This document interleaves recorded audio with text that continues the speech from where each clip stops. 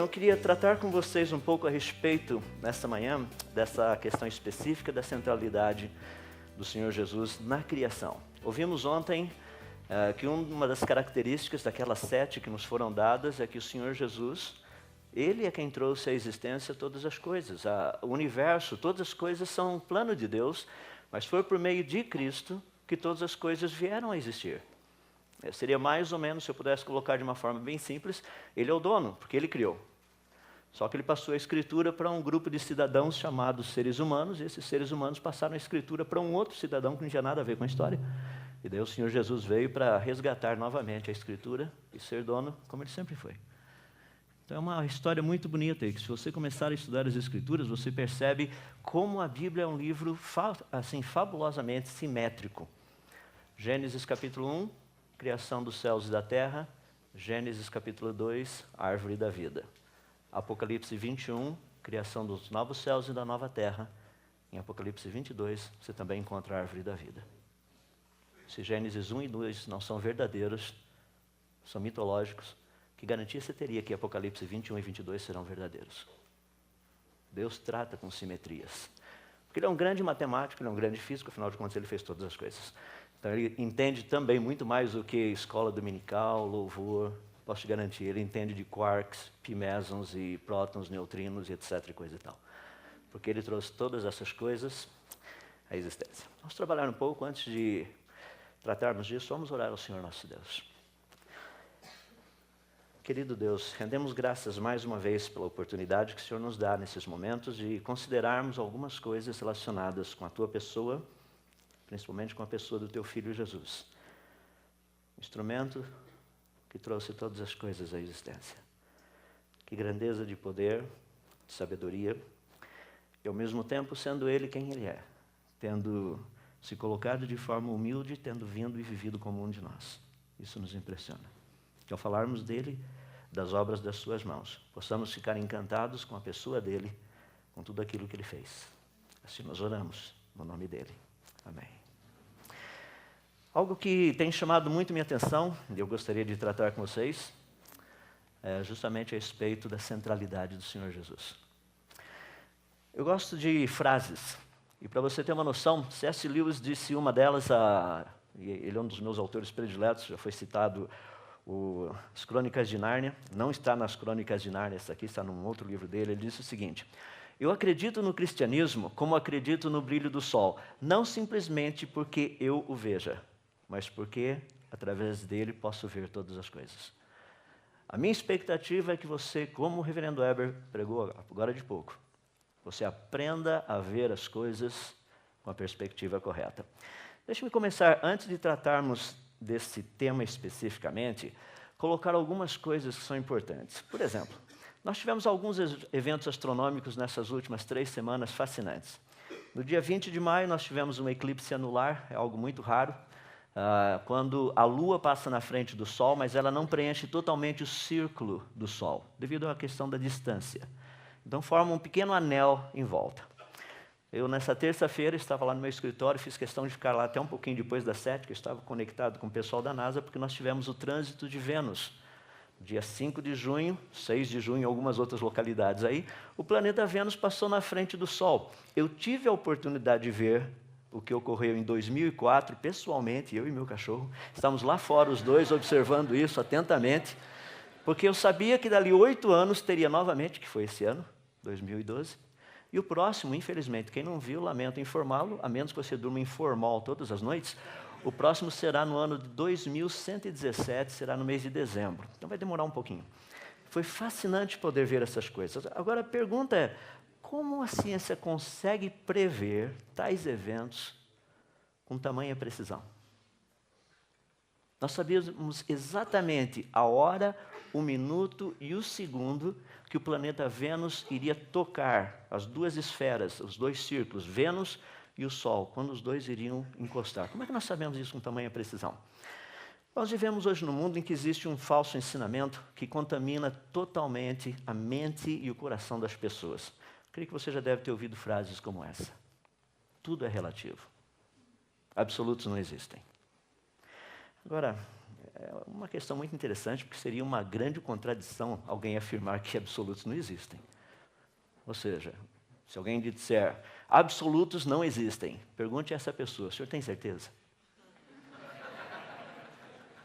É algo fascinante, dá para perceber a loucura da coisa. Não faz sentido isso. Estou dizendo isso porque numa universidade, uns anos atrás, foi feita essa proposta e eu respondi com essa pergunta. Você podia ouvir literalmente uma pena caindo no chão. E deu pena da pessoa que perguntou. Porque é um absurdo. Não se vendam, não se deixem, não comprem essa ideia. Ela não é verdadeira. Nós temos uma história muito triste quando nós olhamos nas Escrituras, lá no livro de Juízes, capítulo 17, quando essa mesma ideologia foi utilizada pelo povo de Israel. Naquela época não havia rei em Israel. Cada um fazia o que lhe parecia certo.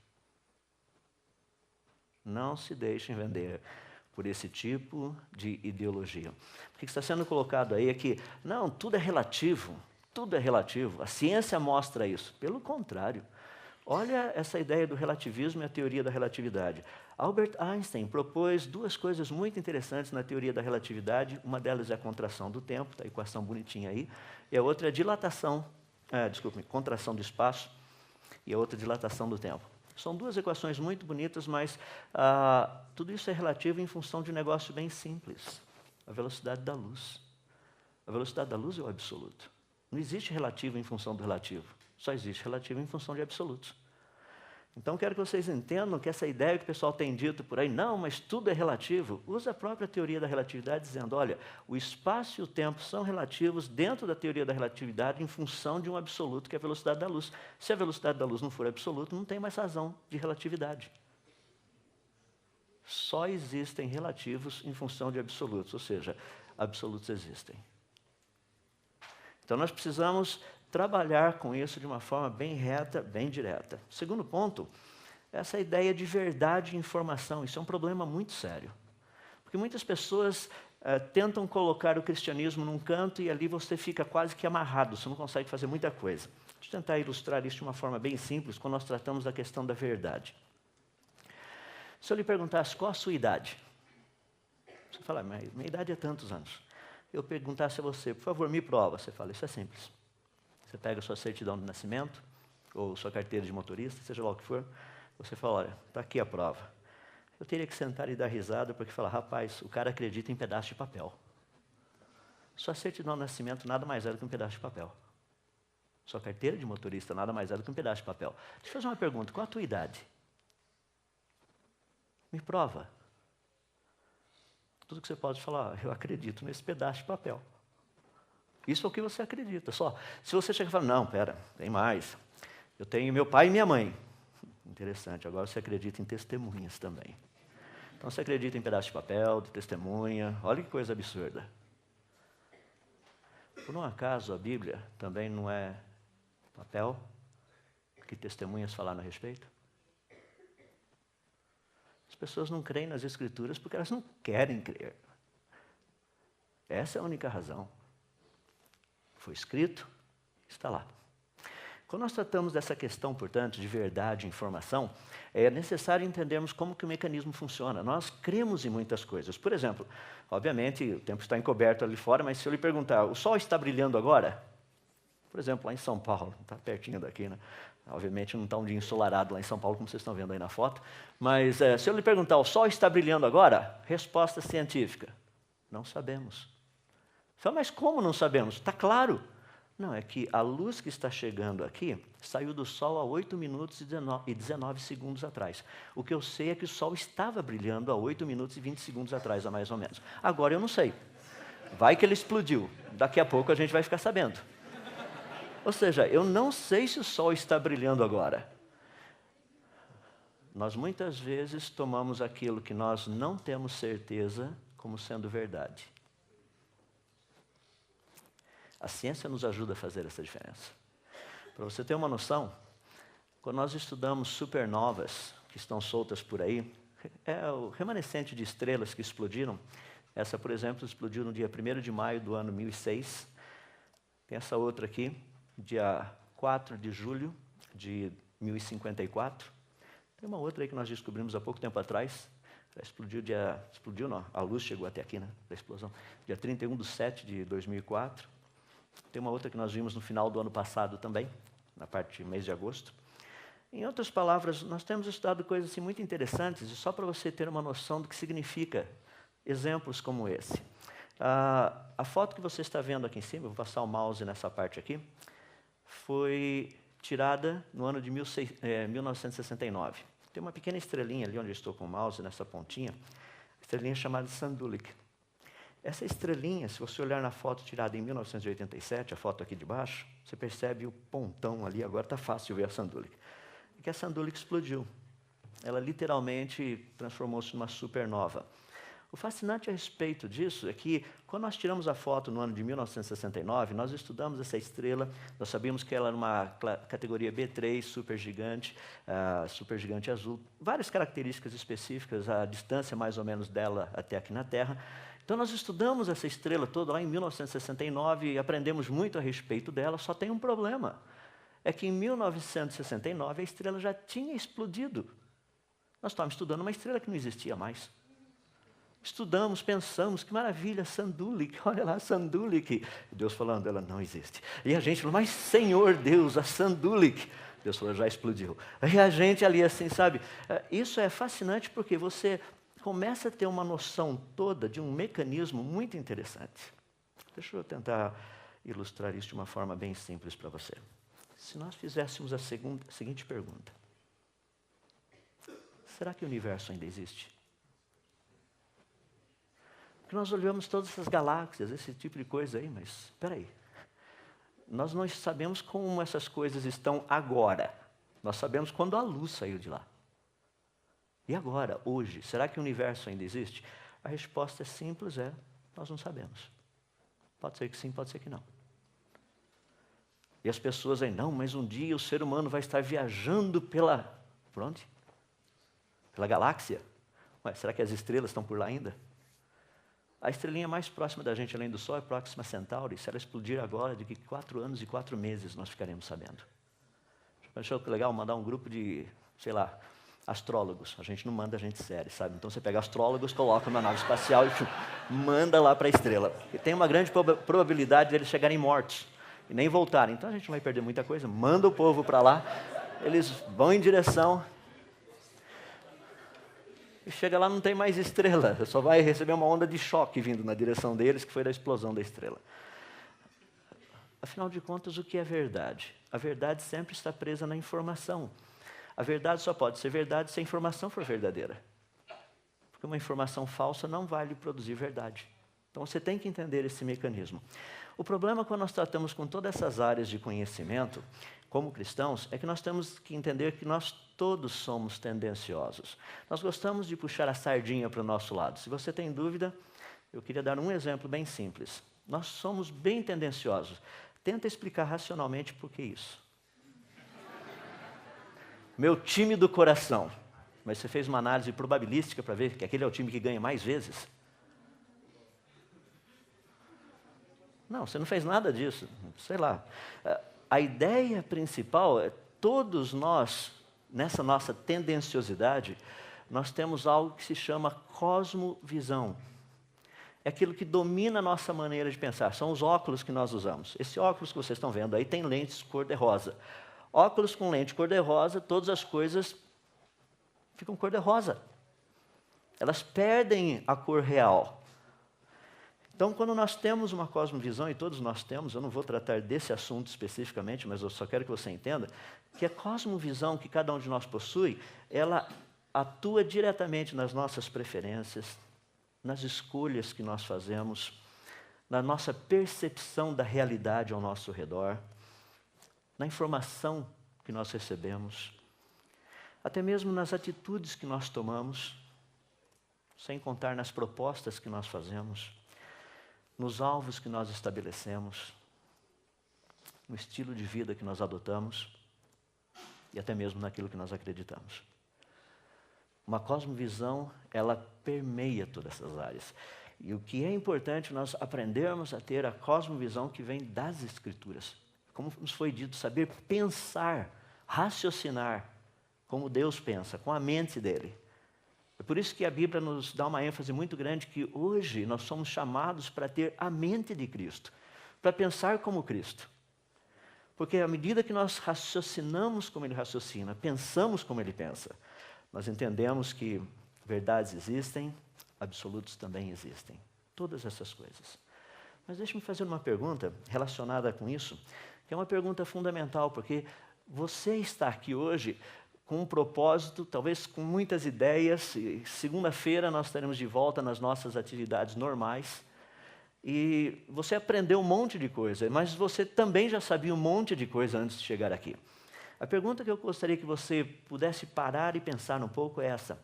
Afinal de contas, como você sabe que o que você sabe é verdade? Como você sabe que o que você sabe é verdade? Deixe-me colocar de uma forma específica dentro da área das ciências, que eu queria tratar a respeito desse contexto da centralidade de Cristo na criação. E hoje nós somos bombardeados com informações científicas. Agora, nós precisamos entender o que é ciência e o que é preferência científica. São duas coisas diferentes. Por exemplo, um dos mais conhecidos ateus da atualidade, Richard Dawkins, ele há pouco tempo disse algo muito interessante. Ele diz assim, que Darwin literalmente chutou Deus para fora da biologia. Mas a física continua um pouquinho mais duvidosa. É que os físicos pensam mais. Ele diz o seguinte, não estou falando sério, não estou brincando não.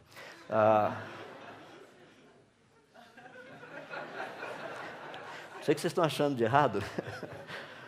Eu até brinco com o pessoal, quer ver como eu sou sério nisso daí? Isso aqui não é biologia, isso aqui é física. Teu palme, teu celular, teu laptop, isso é física.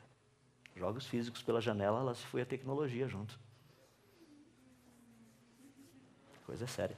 De qualquer forma, estou só tentando salvar a pátria aqui do lado dos físicos.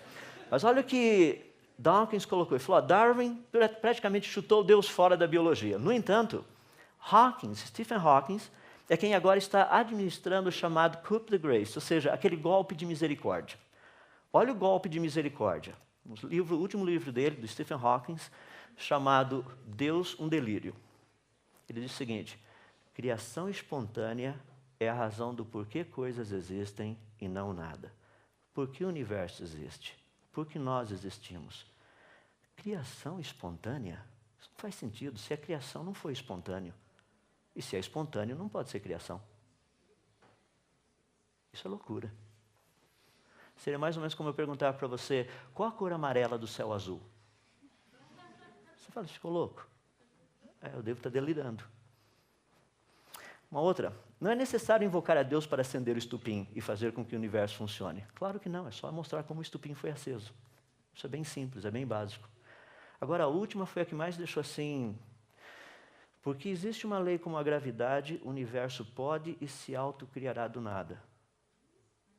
Como é que é? Peraí, vamos fazer o seguinte, eu vou te dar um montão de nada, daí você faz o que com esse montão de nada que eu te dei? Não, primeiro defina o que é um montão de nada. Qual a diferença entre nada e um montão de nada? O que um montão adiciona ao nada? E como que o nada, sendo nada, produziria algo que não é nada?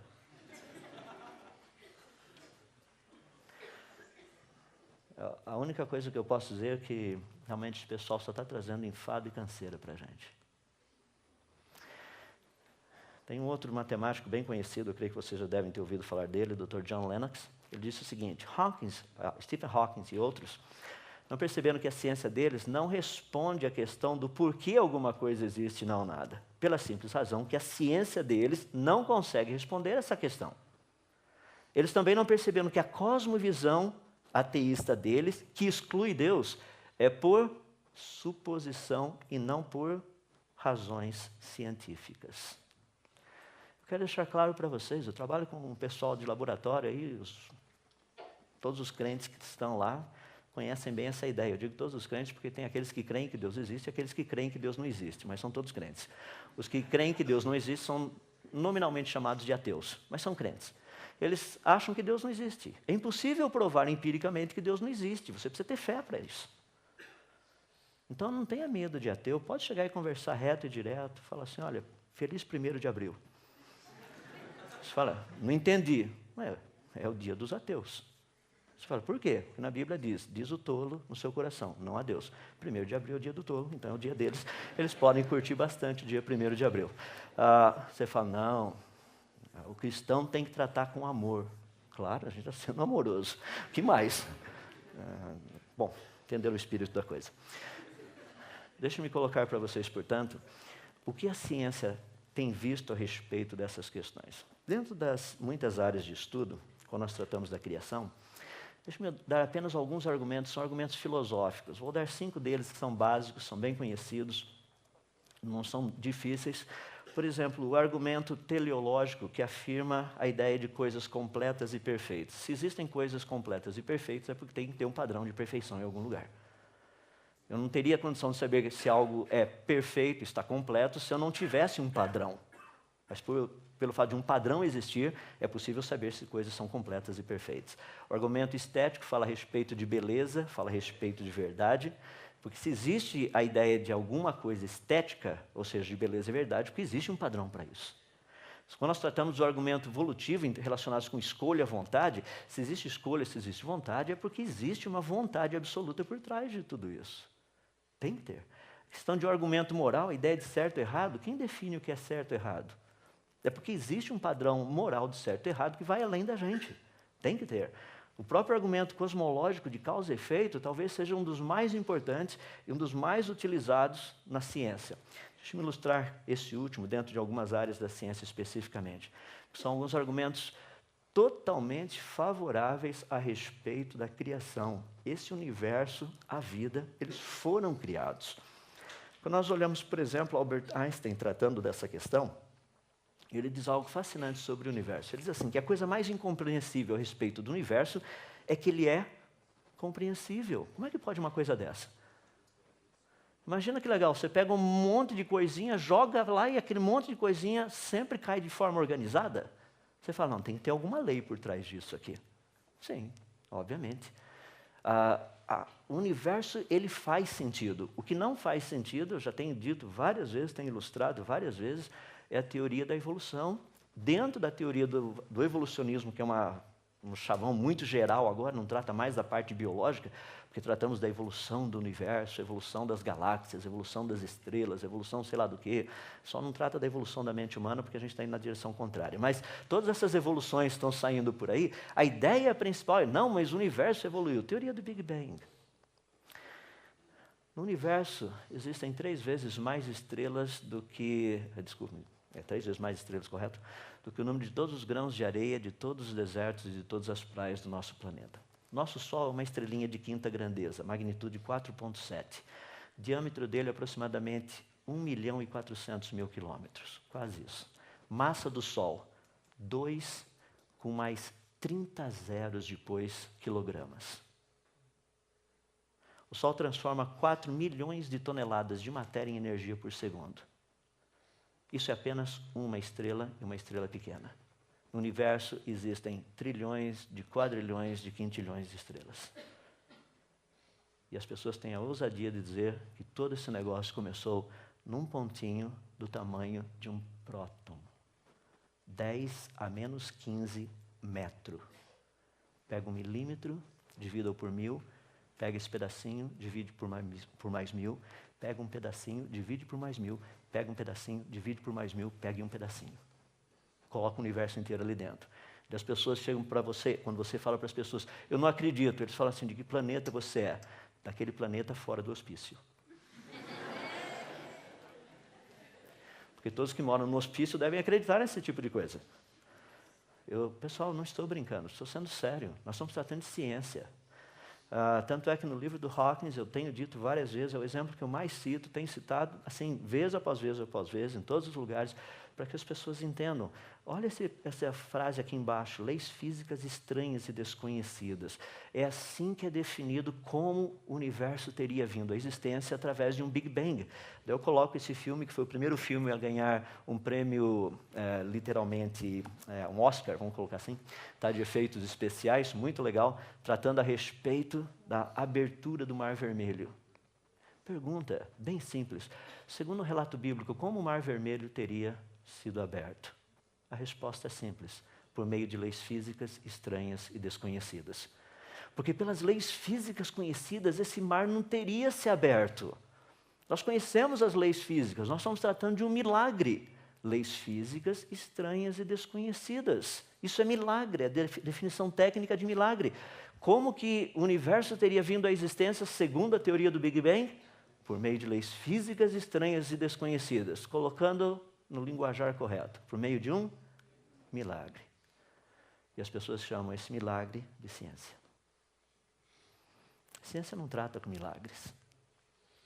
Não é a área dela. A ciência trabalha com evidências. A ciência trabalha com leis. A ciência trabalha com coisas práticas. Por exemplo, algumas leis para nós pensarmos aí. As leis da termodinâmica. Só por essas leis já fica resolvido de uma forma simples e clara a respeito da origem do universo. Nós conhecemos a primeira lei, a segunda lei. A primeira lei praticamente diz que a energia total do universo é constante. Apenas o que o universo faz é transformar um tipo de energia em outro tipo de energia, e à medida que essas energias vão sendo transformadas, a qualidade da energia, o tipo de energia se torna menos aproveitável para produzir trabalho, para fazer alguma coisa. Em outras palavras, se o universo ainda tem alguma energia aí, que é possível utilizá-la, é porque lá no passado um tipo de energia básica original teve que ser criado. Isso é óbvio, vem direto da lei. Energia foi criada, porque o universo não está criando energia do nada. Ele só está pegando a energia que já existe e transformando essa energia em outros tipos de energia. Segundo a lei da termodinâmica, quando diz que a tendência de todos os sistemas deixados por conta própria é ir do organizado para o desorganizado, fica mais evidente ainda. Se o universo tem alguma organização, e o universo é um sistema fechado, se ele tem alguma organização é porque no passado ele foi mais organizado, ou seja, ele teria sido mais organizado ou menos organizado. A resposta científica é clara. Quanto mais no passado você for, mais organizado o universo teria que ter sido. Por quê? Segundo a lei da termodinâmica. É uma lei comum. Nós encontramos isso em todas as áreas, estudamos isso o tempo todo. Ela tem sido dita de várias formas e de várias maneiras por vários cientistas. Rudolf Clausius diz que se a energia do universo, se a energia total do universo é constante, a sua entropia sempre irá tender para o máximo. Ou seja, a sua capacidade de desorganização. Helmholtz diz que, sendo que o universo caminha continuamente para um estado de desorganização, ele deve ter sido energizado em algum tempo, lá no passado finito, por meio de um processo, alguma coisa, que tenha violado a segunda lei da termodinâmica. O que ele quis dizer com isso? O universo foi criado. Sir Eddington disse a mesma coisa. Não existe nenhuma esperança para uma teoria se ela for contra a segunda lei da termodinâmica. Olha que maravilha, você pega a teoria do Big Bang, que é o exemplo que eu mais dou para o pessoal, explode o negócio e aqui estamos nós. Vamos fazer o teste. Pega a sua bicicleta e cai uma Harley Davidson do lado. Pega lá o seu Fusquinha, cai uma Ferrari aqui do lado. Fala para o seu pai, explode a sua mãe.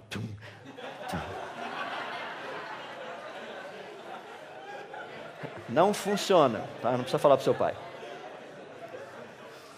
O mecanismo é simples, não é difícil de ser entendido.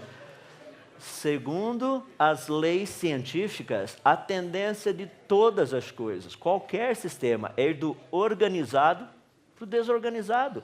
É organizado para desorganizado, organizado para desorganizado. Daí me vem a teoria do Big Bang que diz que não.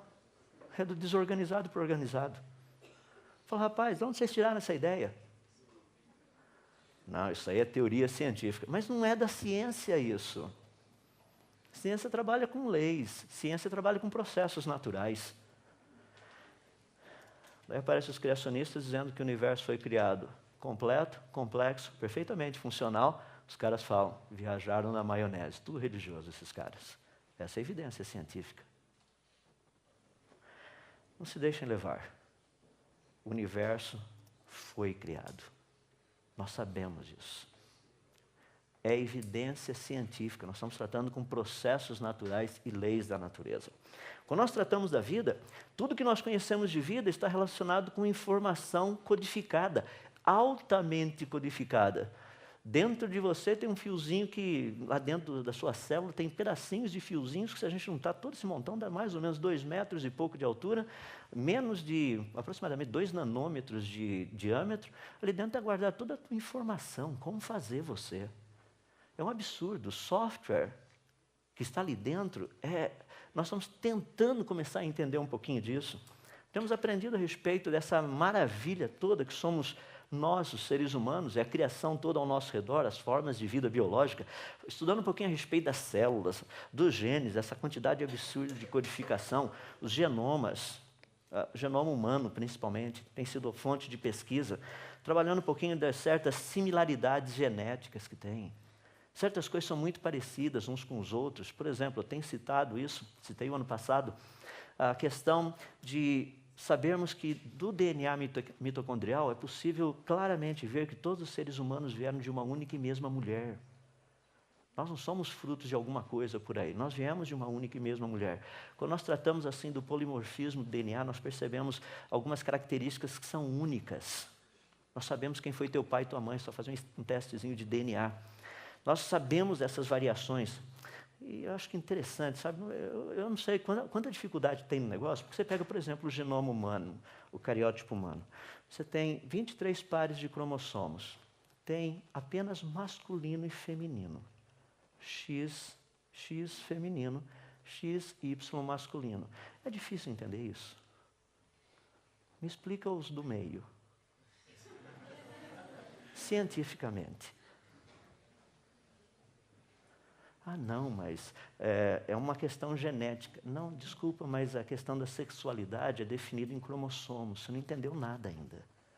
Estuda ciência. Existe XX e XY. YY não existe. Só tem essas duas possibilidades. É difícil? Não, não é. Quando nós tratamos a respeito dessa origem, portanto, pensa só, no cromossomo masculino, 3 bilhões, 77 milhões de letrinhas genéticas perfeitamente organizadas. No caso das mulheres é um pouquinho mais, aquele famoso sexto sentido, que elas sabem exatamente o que nós homens estamos pensando, a palavra ainda não nos chegou à boca, elas já conhecem toda. Terrível isso. Mas é normal, eu acho que está relacionado com esses outros quase 100 milhões de bases aí a mais, eu não sei. Deixa-me fazer uma pergunta bem simples, como um matemático também, que Deus tem me dado a oportunidade de ser. Vamos fazer um joguinho. Você sabe que crente não aposta, mas agora a gente vai apostar. Eu gostaria de fazer um pequeno joguinho contigo. Nós vamos pegar 6 dadinhos, tá? Eu vou fazer o seguinte, nós vamos jogar esses 6 dadinhos para cima. Todas as vezes que os 6 dadinhos caírem empilhados, com o número 6 virado para o mesmo lado, eu te dou o meu carro. Toda vez que isso não acontecer, você me dá 10 centavos. Vamos brincar? Rapaz, você vai voltar para sua casa com o mínimo necessário e com uma dívida violenta antes de você ter ganho o meu carro. Eu não iria fazer uma aposta se eu não soubesse que eu teria certeza de ganhar. Tá? A probabilidade de eu perder é tão pequena, mas tão pequena que vale até a pena apostar.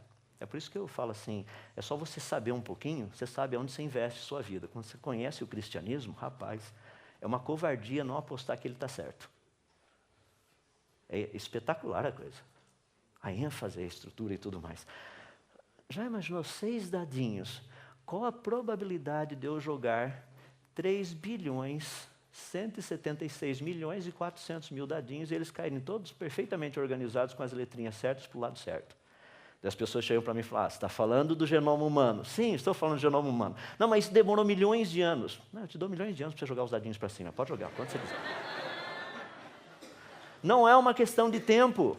Você fala, mas você acha que isso não aconteceu? Eu falo, eu não acho, eu tenho certeza que isso não aconteceu. Eu sou físico e na área de matemática eu me especializei em probabilidade estatística.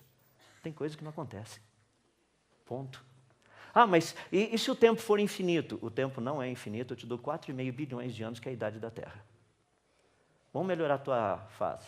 3,7 bilhões de anos, que não que seja a idade da Terra, mas a idade que os evolucionistas dão para a Terra, e eu te dou 13,7 bilhões de anos, que é a idade que os evolucionistas dão para o universo. O tempo não é infinito, você tem 13,7 bilhões de anos para fazer todas as suas tentativas. Faça. Qual o número de variáveis mesmo? Quantas delas precisam ter caído na mesma direção? Rapaz, está falando de fé? É que as pessoas não pensam desse jeito.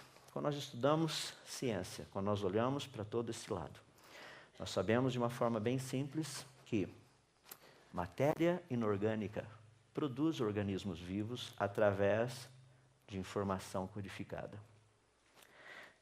Quero deixar bem claro, vida somente existe através de informação genética codificada, a qual não surge espontaneamente. Vocês conseguiram entender? Não existe uma lei da natureza, um processo natural que produza informação codificada.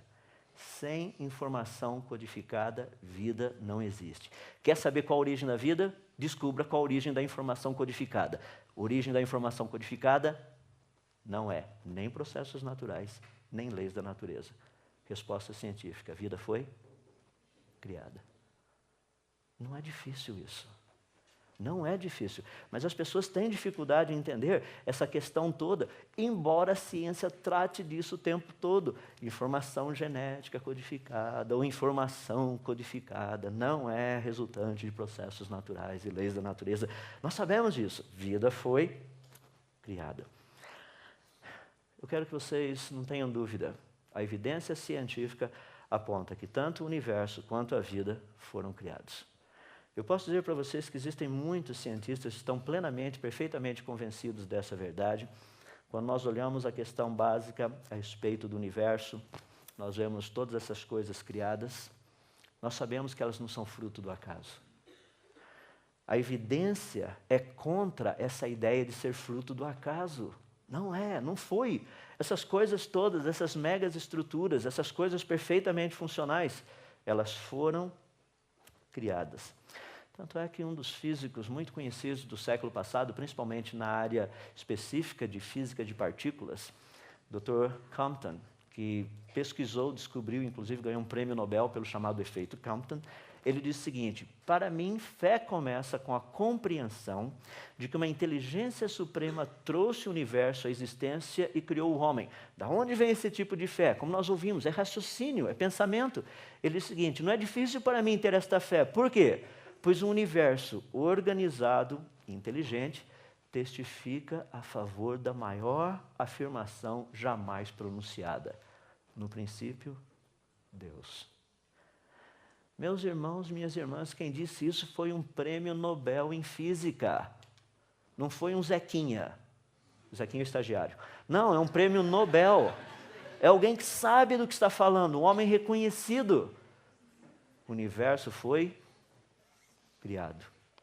Quando nós olhamos para a vida, rapaz, 15 semanas, só vai me dizer que isso aí não é ser humano? Eu não sei como as pessoas pensam em termos de aborto, acho que, não sei, as pessoas não têm noção do que eles estão fazendo. Vida, o que os cientistas têm dito por aí? O professor Dr. Marcus Eberlin, da Unicamp, 470 publicações científicas, mais de 6.000 citações dos seus trabalhos.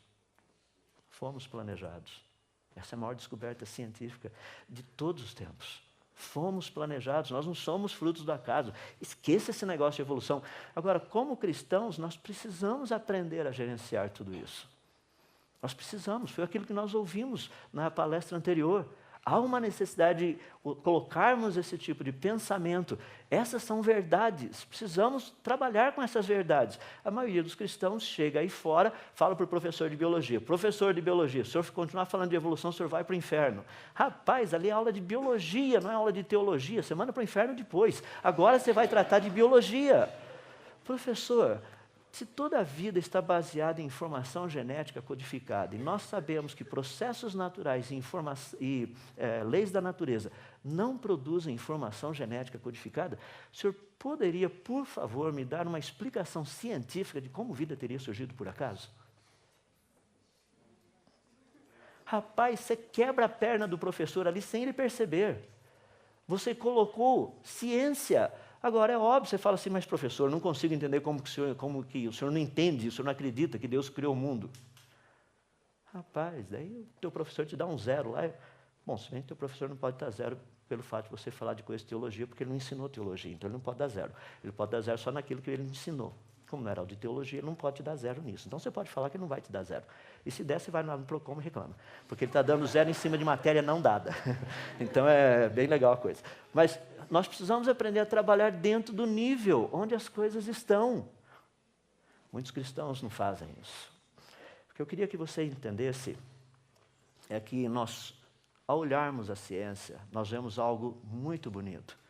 A fuga dessas pessoas que não querem aceitar o criacionismo não é uma questão científica.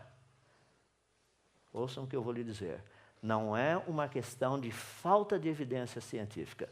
O problema deles é mais profundo. É uma questão moral. É uma questão ética. É uma questão espiritual.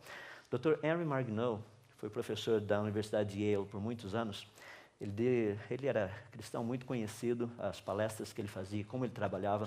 Ele disse o seguinte a respeito dessa questão. Ele disse, no caso de Deus, ao dar a ele, ou seja, ao ser humano, uma identidade, um corpo, incluindo um cérebro, e ao criar as leis da natureza, as quais aplicam-se ao homem, as quais podem ser compreendidas e interpretadas pelo homem, Deus nos dotou com livre-arbítrio e, portanto, com responsabilidade pessoal. Nós não somos máquinas.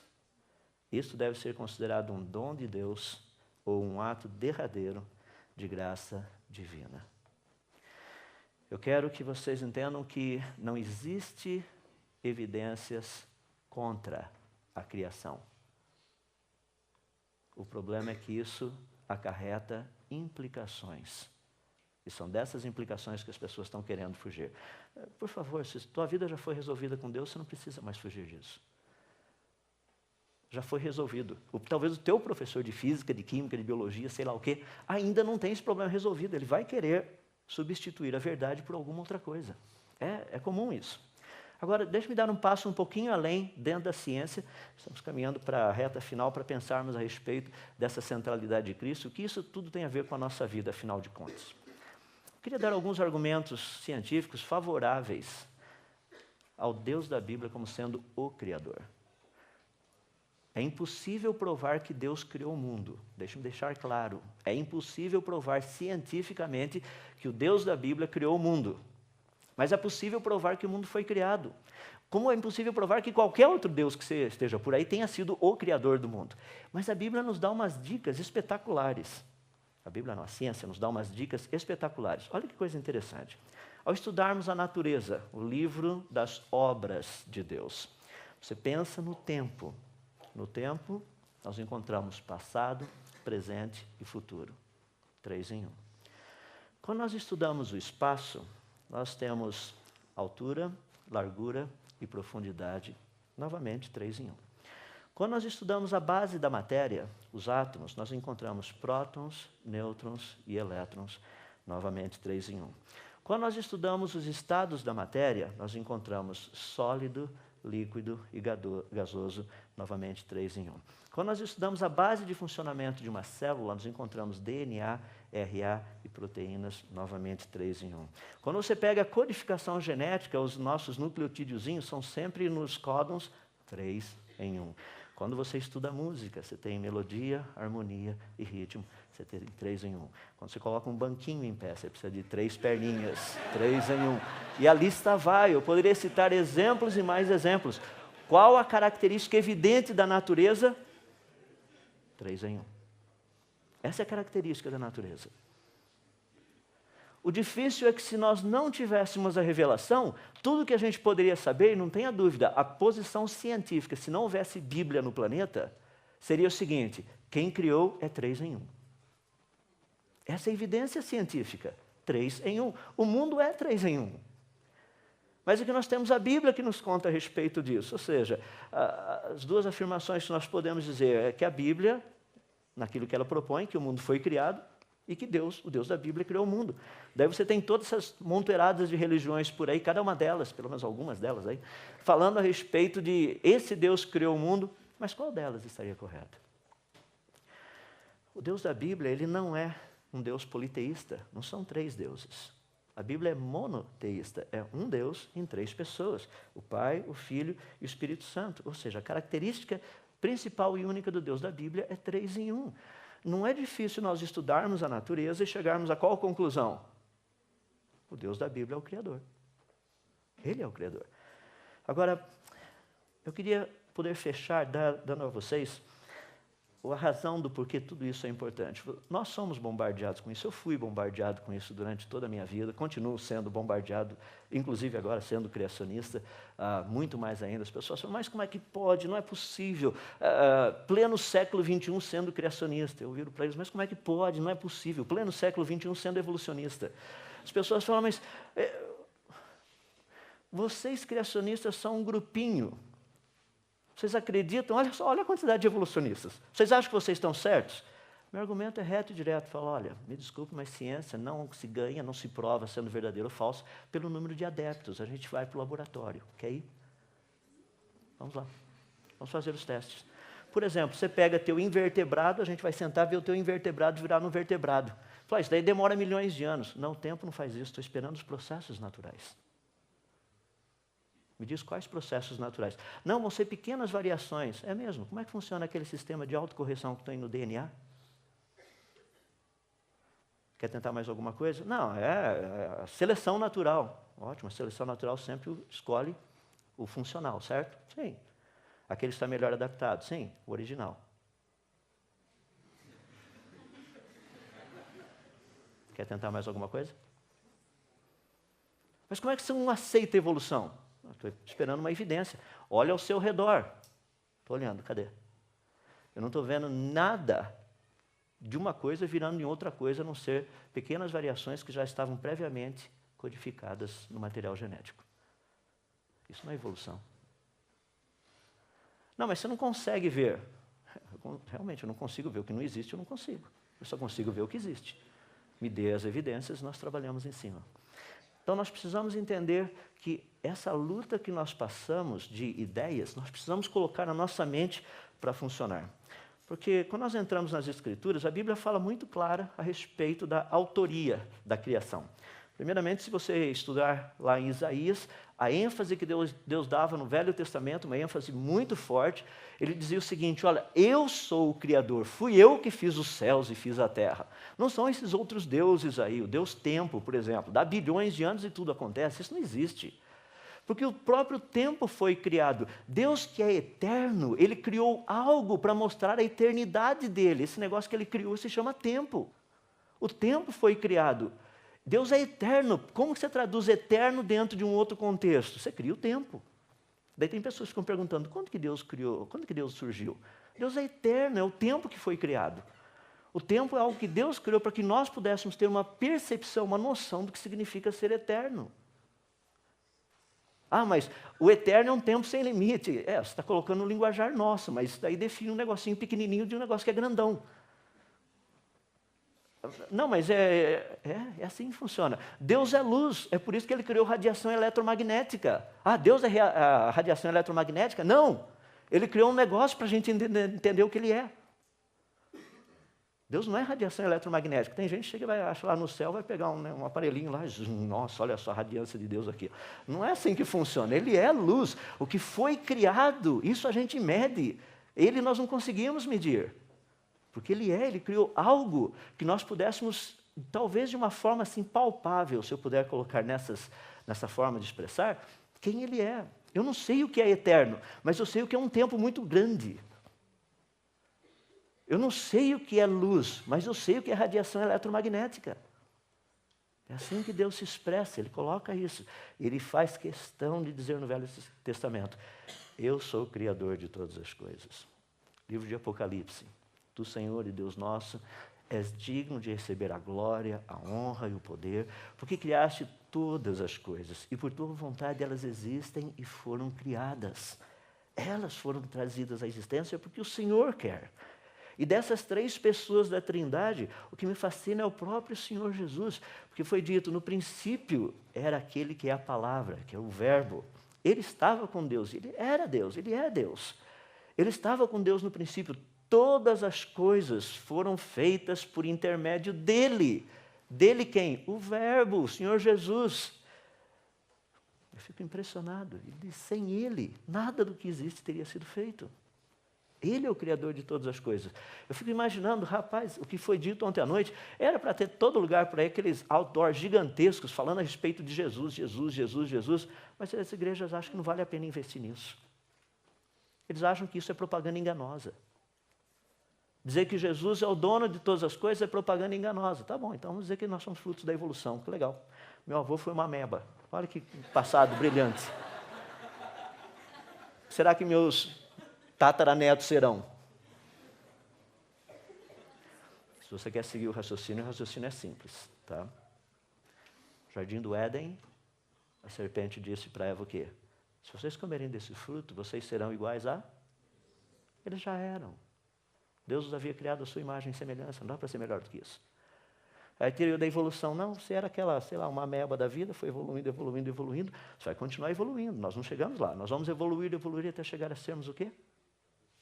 Fascinante. A mesma mentira lá do Jardim do Éden, agora com capinha científica. A ideia é a mesma, não mudou.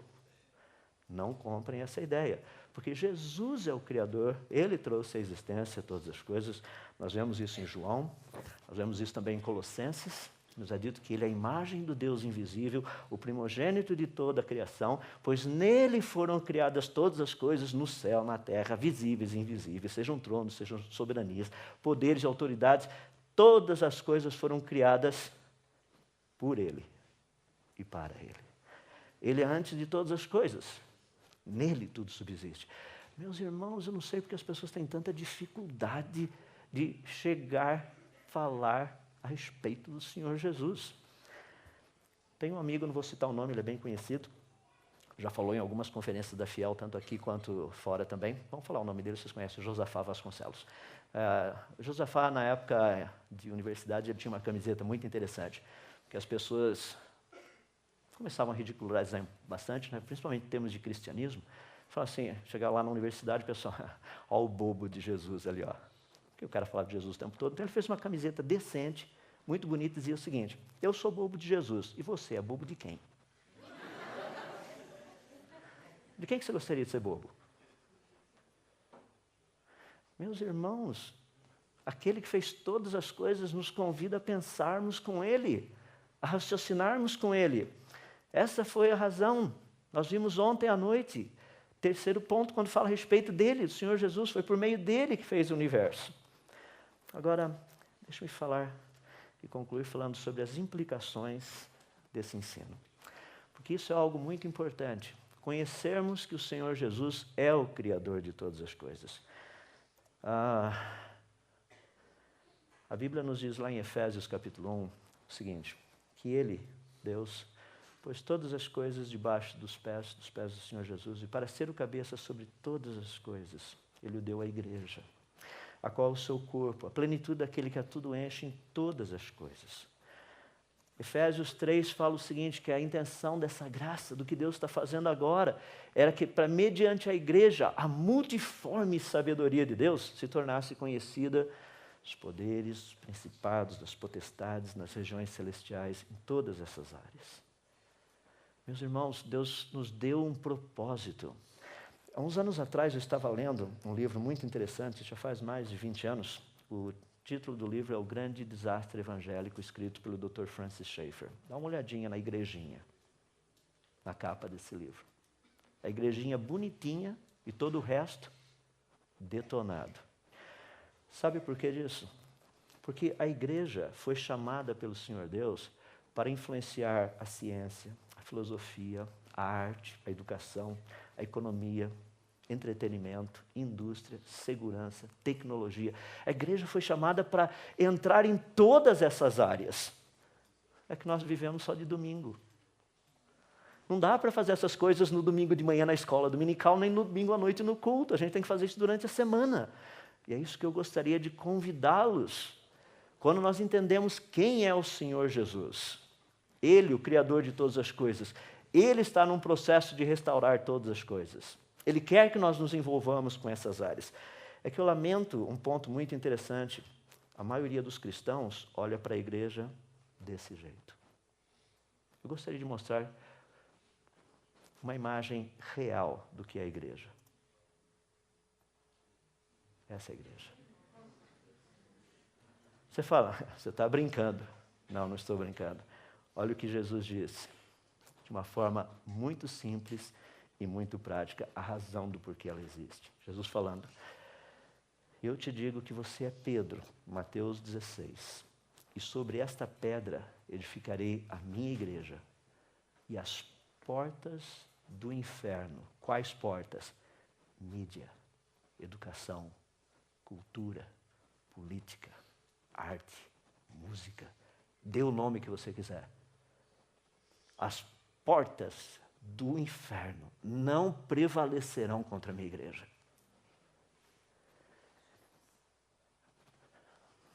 Nós somos em mais ou menos 400 aqui. Eu fiquei assim, fazendo umas continhas há pouco tempo atrás, só pensando um pouquinho. Há um pouco mais de 10 anos atrás, um rapaz chamado Márcio, cujo apelido era Mineiro, Márcio Mineiro, teve uma ideia brilhante e ousada. A Fiel tinha conferência Fiel para pastores e líderes. Vamos fazer uma conferência Fiel para jovens. E nós estamos aqui hoje porque, há mais de uma década atrás, um jovem teve essa brilhante ideia. Eu fico impressionado porque ele foi corajoso, mas Jesus foi ousado. Porque Jesus transformou essa ideia toda nisso.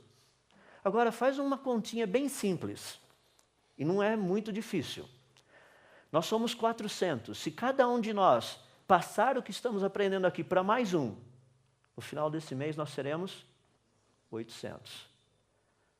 Se esses 800 fizerem isso, no final do mês que vem nós seremos 1.600. Para fazer uma longa história curta, 2 elevado a 12, que seria lá em maio do ano que vem, seria 4.096 vezes 400, daria mais ou menos 1.600.000. Dá para imaginar o que não aconteceria nesse país se só 400... Eu fico pensando, senhor, 400 é muita gente. Por isso que Gideão pegou só 300. Ele trabalhou com os 300 e Jesus trabalhou com 12. E aqui estamos nós. E o que eu gostaria de concluir dizendo para vocês é o seguinte. Aquele que criou todas essas coisas, que trouxe todos esses negócios à existência, tudo isso, pela palavra do seu poder, é o mesmo que disse, eis que estou contigo todos os dias. Você consegue imaginar o que foi dito ontem, quando o pregador estava falando? Imagina você vendo Jesus lá, mexendo os lábios e as coisas acontecendo. Imagina o dia que não tinha ninguém vendo e os lábios dele... Olha o que estava acontecendo. A mesma palavra, o mesmo poder, o mesmo Cristo. Meu desejo é que nós não venhamos crer na mentira como muitos têm crido. Nós não somos frutos do acaso, fomos planejados, fomos chamados à existência para falar muito bem das qualidades e das características daquele que nos trouxe das trevas para a sua maravilhosa luz. Espero o ano que vem termos 1.600.000 por aqui. Vamos orar. Querido Deus, nós somos gratos a Ti, porque a Tua palavra é cheia de encorajamento. Não porque ela promete coisas que são difíceis, mas porque ela promete coisas que são possíveis. Não porque essas coisas sejam possíveis por causa delas mesmas, mas porque o Senhor, que é o Deus que pode todas as coisas, disse que as faria possíveis. Cada uma delas. E nós te damos graças por isso. O fato dessa conferência existir é uma manifestação de que o Senhor é poderoso para fazer essas coisas. Eu fico imaginando que se de uma pessoa o Senhor pôde fazer isso, o que o Senhor não seria capaz de fazer de 400. Portanto, ó Deus, eu peço para que todas essas coisas que estão sendo aprendidas e vistas aqui, possam ser elas assimiladas, incorporadas à vida, e que saiamos daqui entendendo e compreendendo a importância da centralidade daquele que trouxe todas essas coisas, todo o universo à existência. Também foi o mesmo que veio e se deu por nós, do qual nós não somos dignos, nem ao menos de mencionar o nome, mas pelo fato dele, que é o Filho amado, ter nos amado, hoje nós também somos amados por Ti. Pelo fato de ser Ele, o Rei, hoje nós podemos ter todas as coisas, porque Ele nos ama. E é por isso que nós queremos agora render graças e também exaltar o nome do Teu Filho Jesus, o qual, sem dúvida, é digno de toda honra, de toda glória, de todo louvor. E somos gratos a Ti, ó Pai, porque foi dado a Ele o nome que está acima de todo nome, diante de quem, um dia, todo joelho se dobrará. Tem sido um prazer servi-lo e queremos continuar assim. Em nome dele oramos. Amém.